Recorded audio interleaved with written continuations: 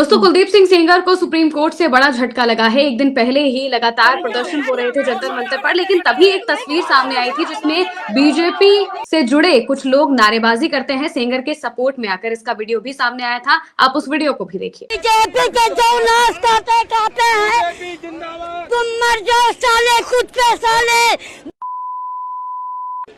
साले बीजेपी के ऐसी तैसी जो बीजेपी वाले, उनको साथ दे, उनका लड़का बच्चा सब मर जाए।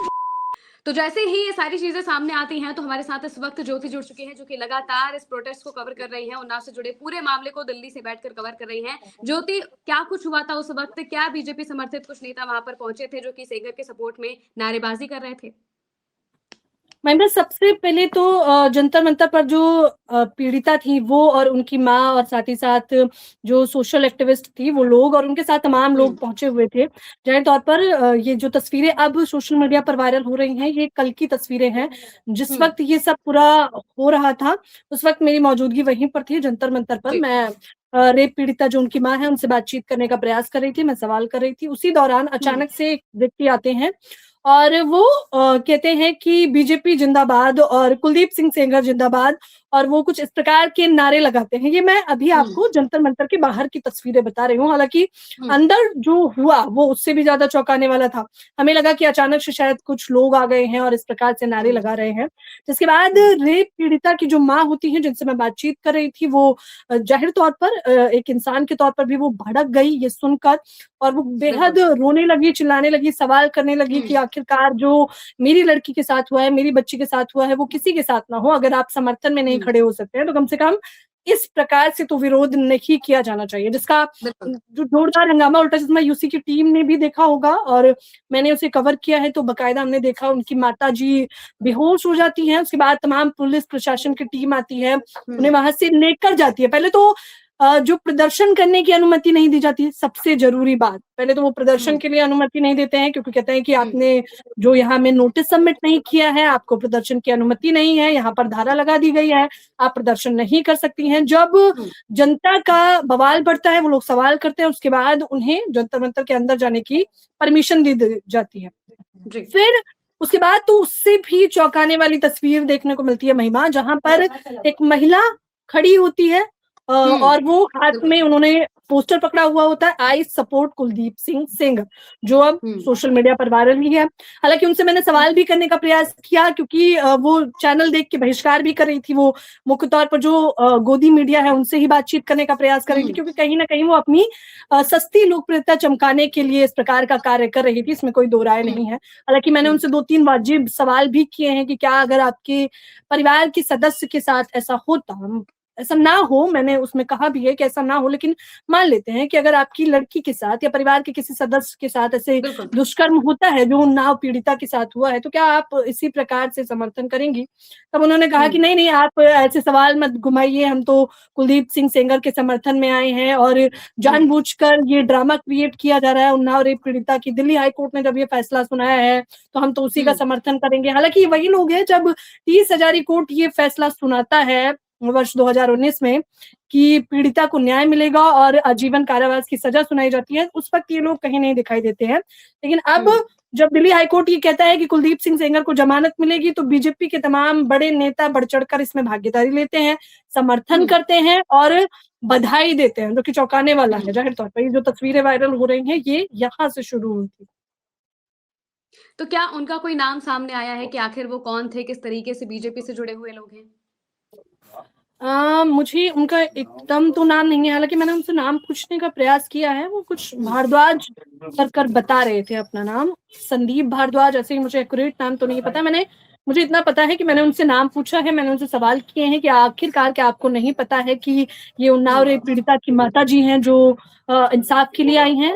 आखिरकार आपने क्या जानबूझ के इस प्रकार से हंगामा नैरेटिव सेट करने का प्रयास किया है? क्या आप सस्ती लोकप्रियता चमकाना चाहते हैं?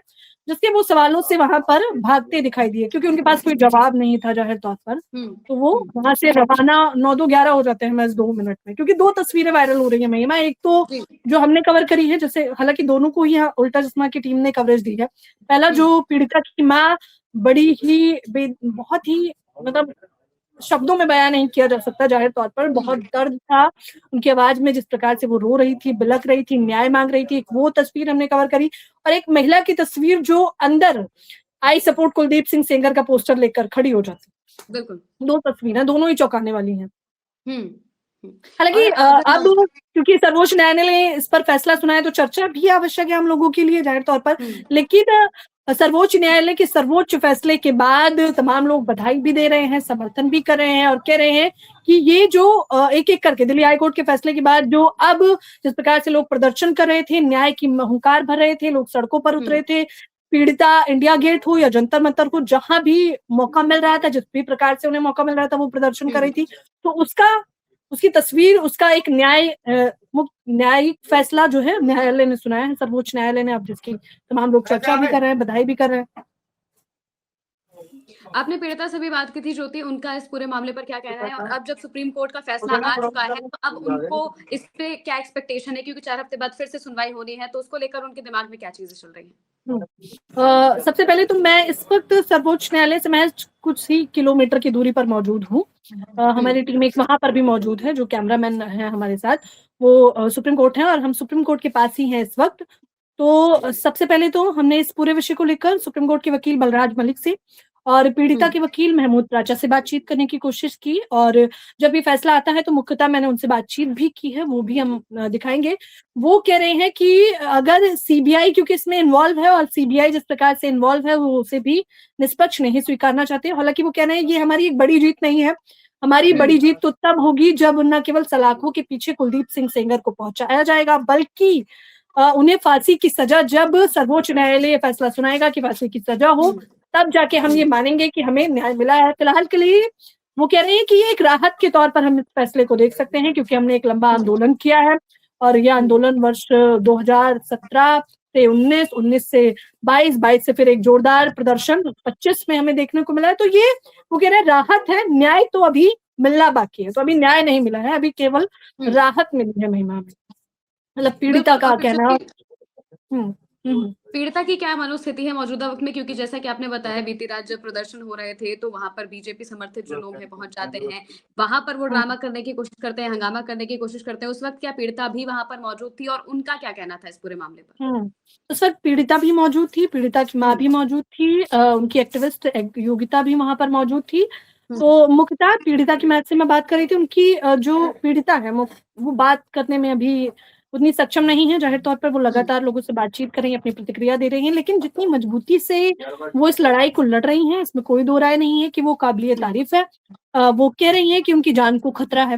वो अब तक तो यही कह रही थी कि उनकी जान को खतरा है, हालांकि वो अभी भी इस बात को डिनाई नहीं कर रही है, वो स्वीकार कर रही है कि उनकी जान को खतरा है अभी भी, क्योंकि कुलदीप सिंह सेंगर भले ही जेल में रहे, लेकिन उसके जो गुर्गे हैं, जो उनके लोग हैं, वो रोड पर, सड़कों पर घूमते फिरते दिखाई दे रहे हैं। और मुख्यतः अब वो चेहरे जो खुलकर कुलदीप सिंह सेंगर का समर्थन कर रहे थे, तो चाहे ब्रजभूषण शरण सिंह हो या बीजेपी के तमाम बड़े नेता हो, जो कह रहे थे, जो बधाई दे रहे थे, जो रेप पीड़िता पर ही आरोप लगा रहे थे, वो अब खुलकर सामने आ चुके हैं। तो वो कह रही हैं कि अभी मुझे डर है, मुझे भय है, लेकिन अब मुझे इतना भी समझ आने लगा है कि कल को अगर मेरी जान चली जाती है तो जाहिर तौर पर जिम्मेदार कुलदीप सिंह सेंगर और उनके गुर्गे होंगे, लेकिन वो अब इस लड़ाई को लड़ेंगी, न केवल इस लड़ाई को मजबूती से लड़ेंगी बल्कि जीतेंगे भी। हमारी वीडियो में उन्होंने कहा कि उन्हें तकरीबन 8 करोड़ 4 करोड़ देने की बात कही जा रही है, जिससे वो इस मामले को रफा दफा कर सके। मतलब पीड़िता पे ये दबाव है, पीड़िता का परिवार तो मतलब समाप्त कर ही दिया गया है, उसमें कोई कहने की बात नहीं है। अब ये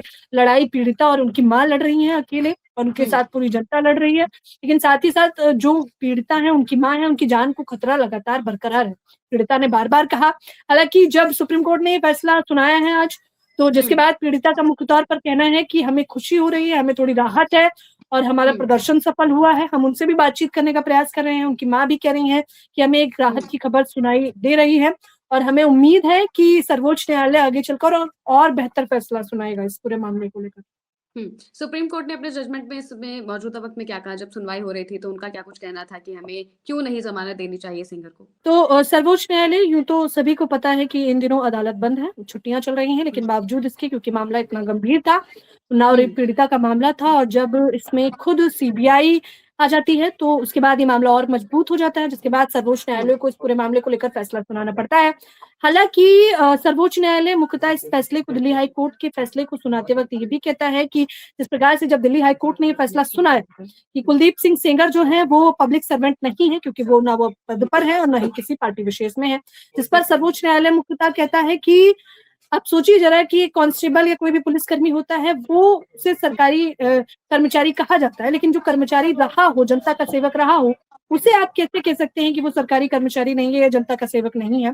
कुलदीप सिंह सेंगर की रिहाई पर कहीं न कहीं जब जमानत की बात आई, तो सर्वोच्च न्यायालय ने हालाँकि इस पर एक सख्ती से फैसला भी सुनाया है। सर्वोच्च न्यायालय ने मुख्यतः कहा है कि ये जो जब इस प्रकार के फैसले आते हैं, तो जनता में भी कहीं न कहीं जो है एक डर का, भय का माहौल होता है। ज़ाहिर तौर पर सुरक्षा पर भी एक बड़ा हमला होता है, लेकिन जब ये फैसला सर्वोच्च न्यायालय सुनाता है, तो सर्वोच्च न्यायालय पुराने तमाम आधार को दिखाते हुए, तथ्यों को बताते हुए संविधान के दायरे में ये कहता है कि फिलहाल के लिए दिल्ली हाई कोर्ट ने जो फैसला सुनाया है, उस पर रोक लगती है। अब हालाँकि आपको भी इसकी जानकारी है और दर्शकों को भी हम बताना चाहेंगे कि अब आने वाले समय में 2 हफ्ते में इस पर फिर से सुनवाई की जाएगी, लेकिन फिलहाल के लिए दिल्ली हाई कोर्ट के फैसले पर रोक।